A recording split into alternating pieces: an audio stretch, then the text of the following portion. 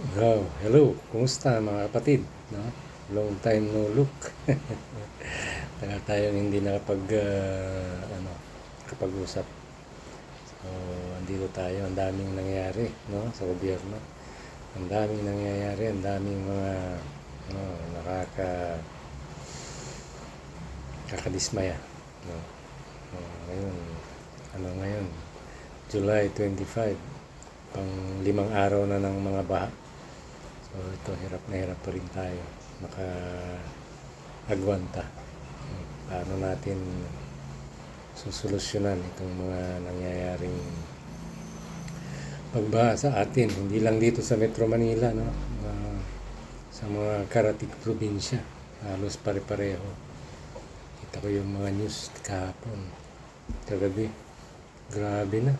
So, sana yung mga proyekto natin, yung mga ginagamit nating pondo sa mga flood control projects natin, ginagamit talaga, hindi binubulsa. Kasi ang laki-laki na ng mga pondo natin, no, na i-allocate dyan. Kung bibilangin natin siguro, nako, baka yung 2 trillion na flood control projects for the last, sabihin na natin, 3 to 4 years. Ganun nakalaki, no? Kaya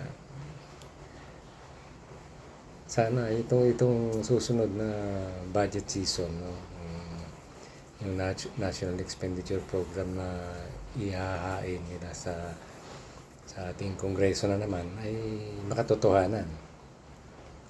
Baka yung flood control projects natin bumaba ng pera na naman sa mga bahay o sa mga bulsa ng ating mga mambabatas, no, na kasabwat din ng ating mga ibang ahensya ng ating gobyerno.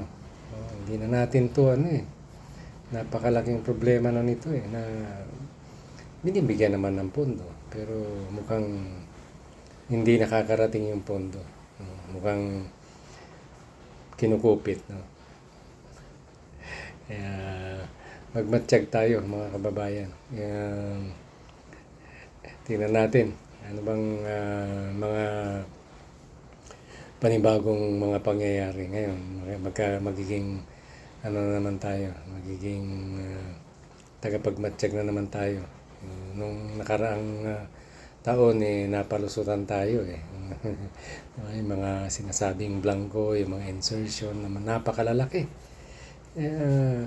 Sana po, no, magmatsyag tayo, bantayan natin, at malayo pa man, nakikiusap ako sa inyo sa 2028, no? Tandaan natin, huwag naman nating sayangin yung ating boto. Kasi wala ganito na lang tayo lagi. Lagi tayo nakatunganga sa ating mga politiko katuwing may mga sakuna. At ito yung gustong-gusto nila, na pag may mga sakuna, no, sila yung pumupunta sa mga evacuation centers, nagbibigay kuno ng mga ayuda, pero alam niyo po, sa totoo lang, mas malaki yung mga naibubulsa ng mga yan. So, bantayan natin, no?